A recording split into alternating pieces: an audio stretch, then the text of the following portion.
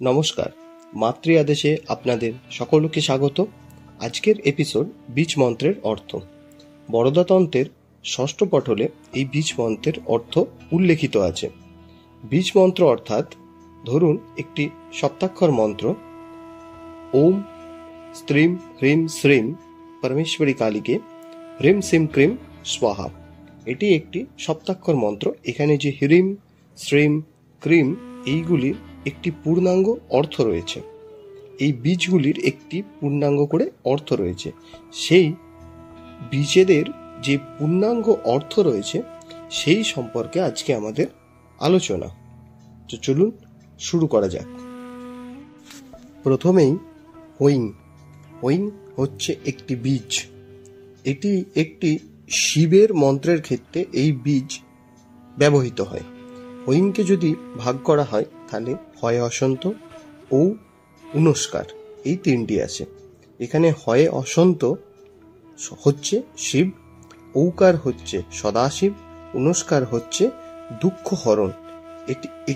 এটির পূর্ণাঙ্গ অর্থ হচ্ছে সর্বদা মঙ্গলকারী শিব আমার দুঃখ হরণ করুন। হৈংয়ের অর্থ হচ্ছে এটি। দুং। দুং এটি মা দুর্গার মন্ত্রের ক্ষেত্রে ব্যবহৃত। দুংকে যদি ভাঙা হয় তাহলে দয়ে হসন্ত, রস্যুকার ও এই তিনটি একত্রিত হয়ে দুং বীজ তৈরি হয়। এখানে দয়ে হসন্ত হচ্ছে মা দুর্গা, রস্যুকার হচ্ছে রক্ষা বিশ্বমাতা ও হচ্ছে কর।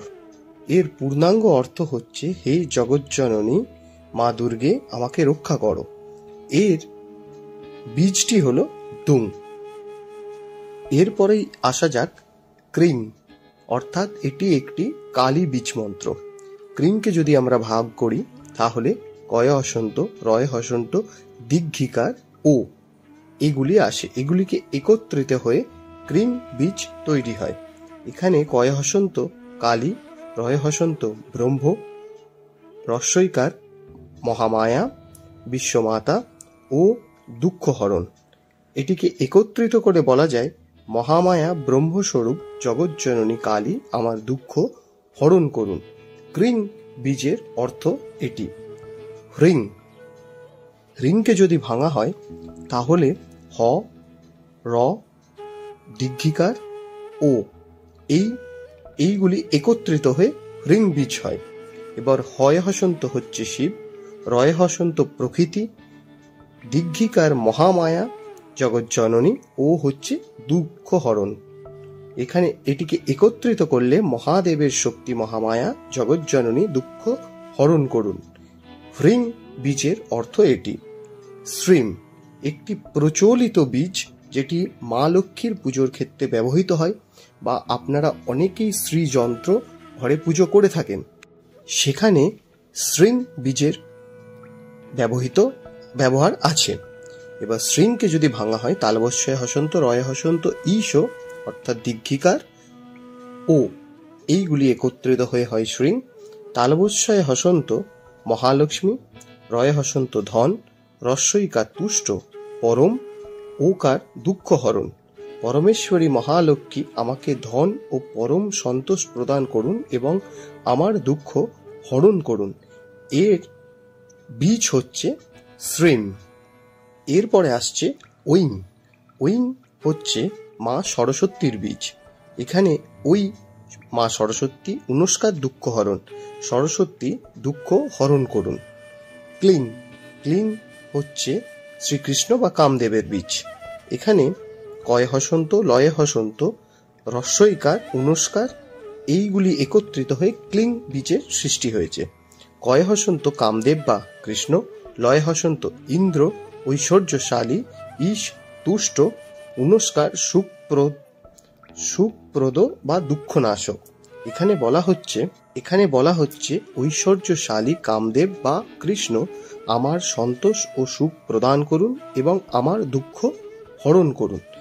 এইটিকে একত্রিত যখন বলা হয় তখন ক্লিং বীজ ব্যবহৃত হয়। তারপরে আসছে হুং। হুং হচ্ছে ভগবান শিবের বীজ। এখানে হয় হসন্ত, রস্যুকার ও এই তিনটি একত্রিত হয়ে হুং বীজের সৃষ্টি হয়েছে। হয় হসন্ত শিব, রস্যকার ভৈরব, পরম ও হচ্ছে দুঃখহরণ মহাদেব, যাহার ভৈরব সেই পরমেশ্বরী আমার দুঃখ হরণ করুন। এর পূর্ণাঙ্গ এই যে অর্থ, সেটির বীজ হচ্ছে হুং। তারপরে আছে গাং। শুনে বুঝতেই পারছেন এটি সিদ্ধিদাতা গণেশের বীজ। এখানে গ পুনস্কার, এই দুটি নিয়ে গং তৈরি হয়েছে। গ অর্থাৎ গণেশ, পুনস্কার হচ্ছে দুঃখহরণ, গণেশ দুঃখ হরণ করুন, এটি একত্রিতে এর বীজ গং। আচ্ছা, স্ত্রীম, এটি একটি খুব সুন্দর বীজ, এই কারণ এর মধ্যে অনেক কিছু লুকিয়ে আছে। যদি স্ত্রীম, আচ্ছা স্ত্রিংকে যদি ভাঙা হয় তাহলে দন্তস্বয় হসন্ত, তয় হসন্ত, রয় হসন্ত, ঈশ এবং ও, এইগুলি একত্রিত হয়ে স্ত্রীম সৃষ্টি হয়েছে। এখানে দন্তস্বয় হসন্ত হচ্ছে দুর্গতারিণী, তয় হসন্ত হচ্ছে মা তারা, র হচ্ছে মুক্তি, ঈশ হচ্ছে মহামায়া বিশ্বমাতা, ও হচ্ছে দুঃখহরণ। এখানে পূর্ণাঙ্গ অর্থ হল জগৎ জননী মহামায়া মুখ্যদা দুর্গতারিণী, তারা আমার দুঃখ হরণ করুন। এর পূর্ণাঙ্গ, এই যে পূর্ণাঙ্গ শব্দটি, এইটি শুধুমাত্র স্ত্রীম উচ্চারণের মাধ্যমে একটি মন্ত্রের মধ্যে উচ্চারিত হবে। এই বীজের মাহাত্ম্য হচ্ছে এটাই, এখানে আপনাকে এর পূর্ণাঙ্গ উচ্চারণ করার দরকার পড়ে না, কেবলমাত্র এই ছোট্ট বীজ উচ্চারণের মাধ্যমে আপনি এর পূর্ণাঙ্গ ফল প্রাপ্তি ঘটে। এইগুলি বিশেষত তন্ত্রের ক্ষেত্রে ব্যবহৃত হয়। এখানে স্ত্রীম, হুম, ক্লিং, ওইং, ক্রিং, এইগুলি প্রত্যেকেই এক একটি ভগবানের বীজ বা বীজ মন্ত্র বলা হয়ে থাকে। আজকের এপিসোড এইটুকুই। যদি ভালো লেগে থাকে তাহলে আমাদের চ্যানেল সাবস্ক্রাইব এবং আমাদের পেজ ফলো করতে ভুলবেন না। নমস্কার।